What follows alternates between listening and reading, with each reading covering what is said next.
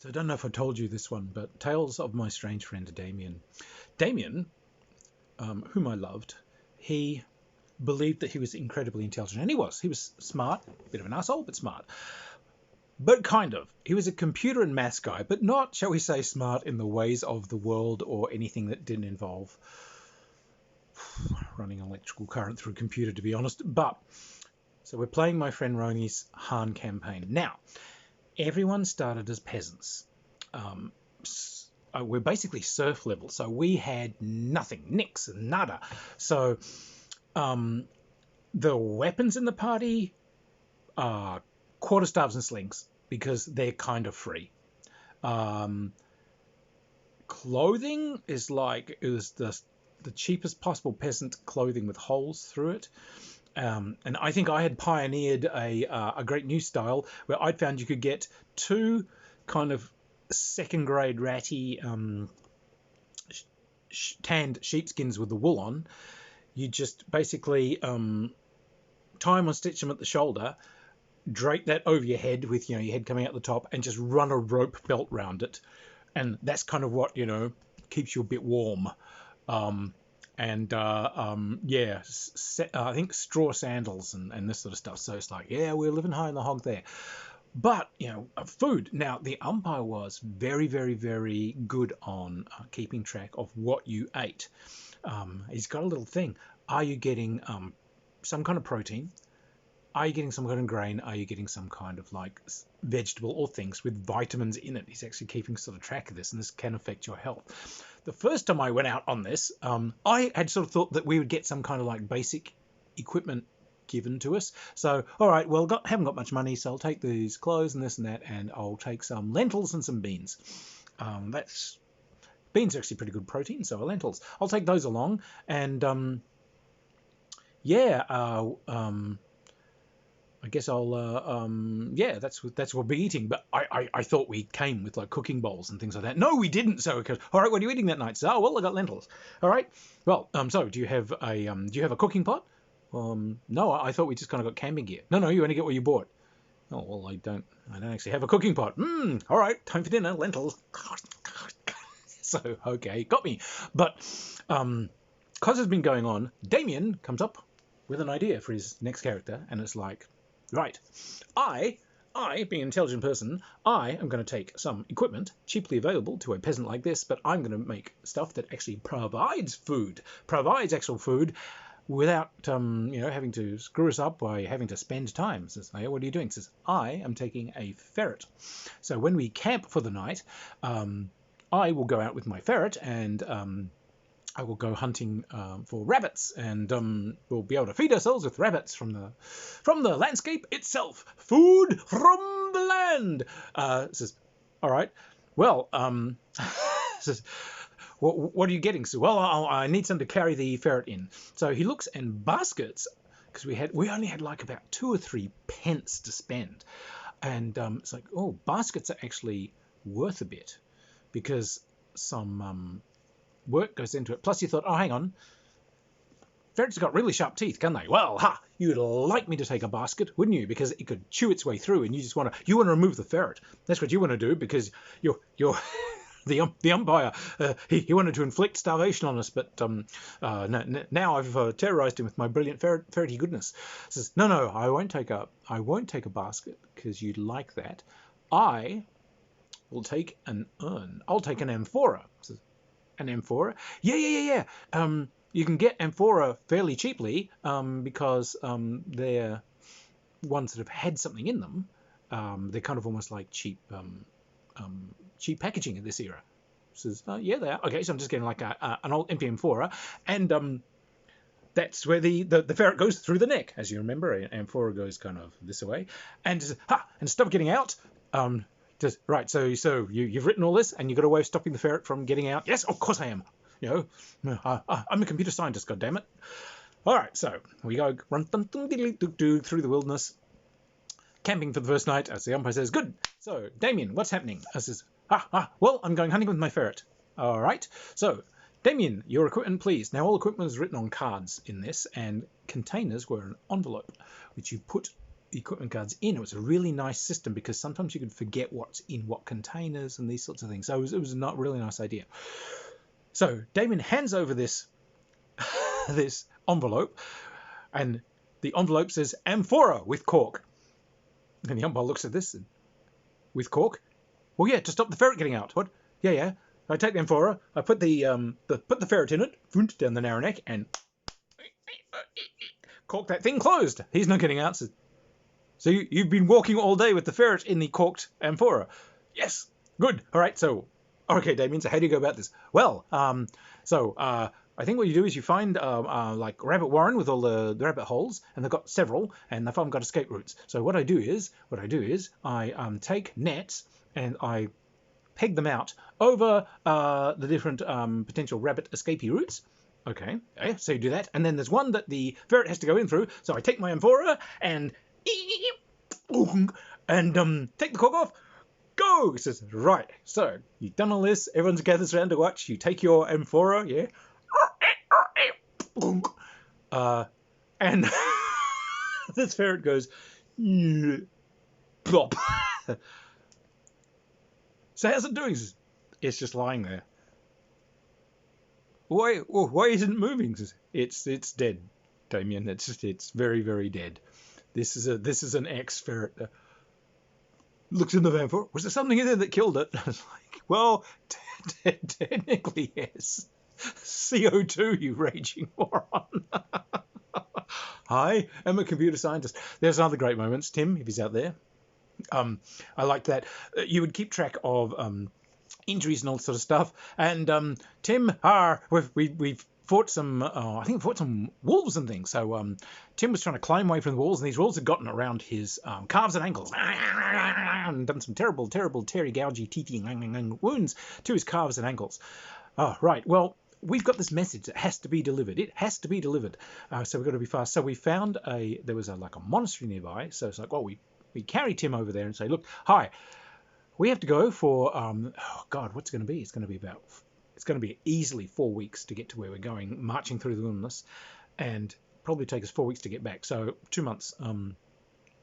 We're going to have, could you look after our friend during this time? We'll give some money to the monastery as a gift and everything, and can you look after him and so on? Well, certainly, yeah, he can stay here. Right, so we go off on this 2 month journey to do this thing. Tim's character, meanwhile, he sits there and says, wait, I'm losing opportunities here. I could be making money. So when what's this area like? Well, it's a monastery. They've got a herb garden. They've got farms and so on attached. It's, wait, are any of these kind of wealthier tenant farmers and this sort of stuff? Says, yeah, all right. Can I go and see them? When your legs really hurt. They're really, really hurt. You've got crutches and everything though. Oh yeah, I'll go up my crutches and I'll find some of these farmers. Hi, have you got any farm work going? Says, well, we have we've got there's pigs that need swilling, but there's we've got a giant dung heap that needs to be moved from point A to point B and everything. So, I'll do that. Yeah, that's easy. So how much is that? Oh, we'll give you a few pennies a week for that. A few pennies, score. After 2 months, yeah, that'll be 8 or 9 weeks of a few pennies. Yeah, I'll have money by the time the guys come back. So I'll just do that. Says, yes. So with open wounds on his legs, this guy starts striding knee deep through dung, and shoveling dung, and I'll wade through. Oh, I'll wade through the sloppy pig dung pit, and here, piggies. I'll throw them their food and everything. Yeah, umpire sort of just make a constitution roll there, will you? So, which he massively fails. Okay, well, the wounds are turning a bit kind of, greenish and smelling a bit like cheese, and your legs are massively inflamed and red and all this kind of jazz. Yeah, basically, the character gets gangrene in both legs over the course of weeks and just horribly dies.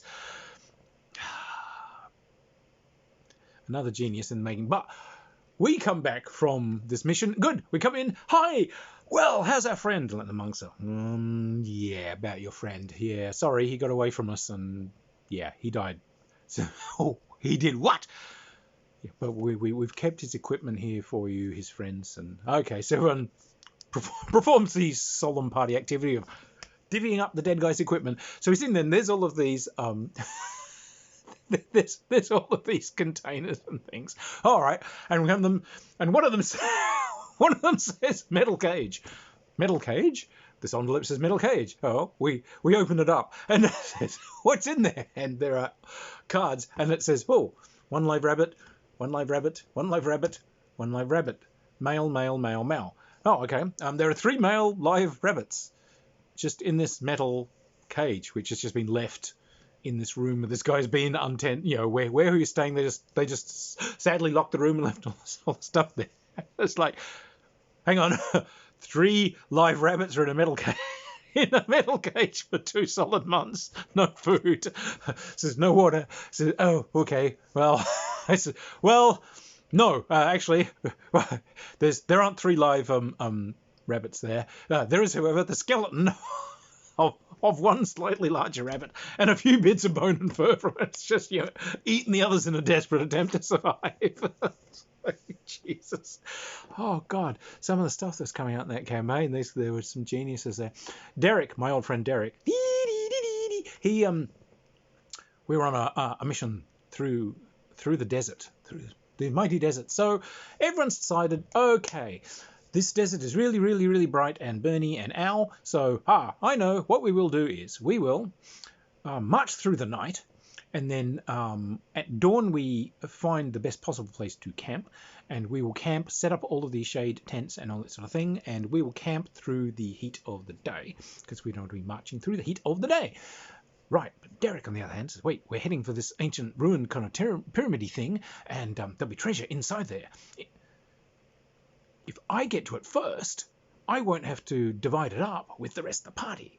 Yeah, and he's got cool gear this time. He's got a full padded gambeson, and he's got chainmail over it, and he's got like an actual coat of plates that go over that, and he's got a helmet, and he's got long leather gloves with, and he's got van braces made from plates and all this sort of stuff, and a backpack, and yeah. So right, so.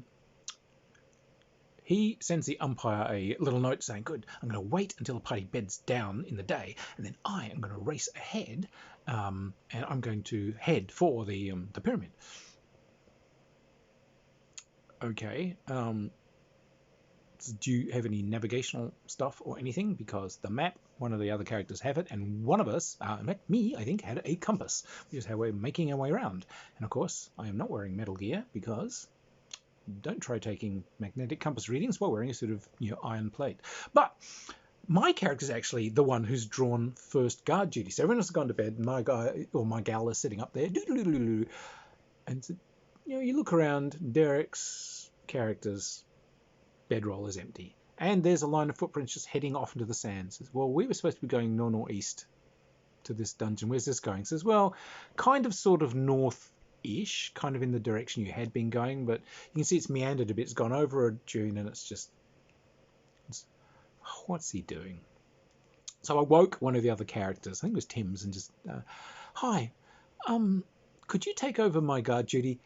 Derek's just gone walkies, and I'm fascinated to see why, so I'll go out.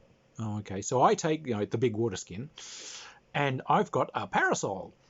And nice long floaty robes and everything for the heat, and you know, a nice hat. So okay, off I go with my parasol and everything, and I'm just following. Where is this guy going? What's happening? And you come over these dunes and over these dunes, and after about 2 miles, I find this iron breastplate.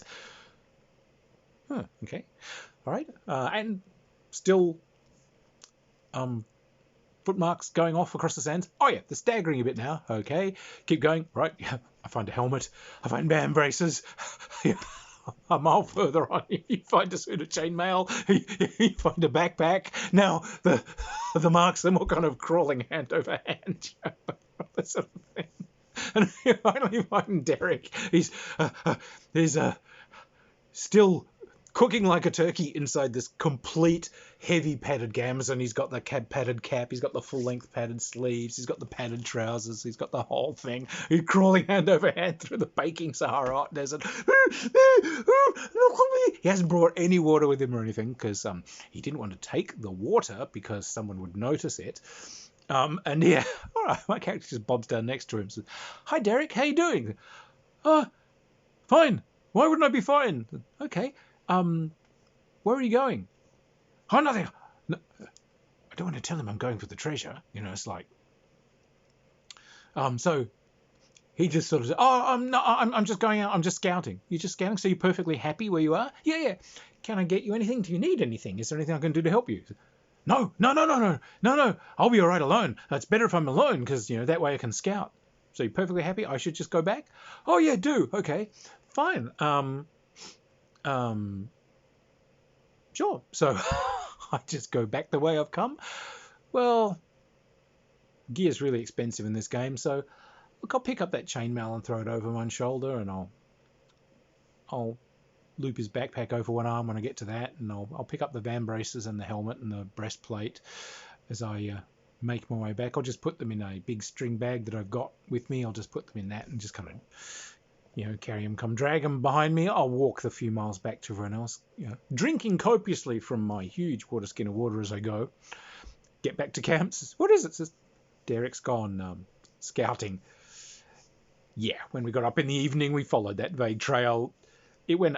I think he'd got about another 3 miles before he collapsed under the sun. He's just lying there all day, and yeah, I think he's died of a seizure, still wearing 2 inches thick of padded gambeson, and he's got the whole Acton on. He's got the whole kit and caboodle. Oh, that guy. Like I said, he went off and joined military intelligence. Well, I feel safer anyway. Bye.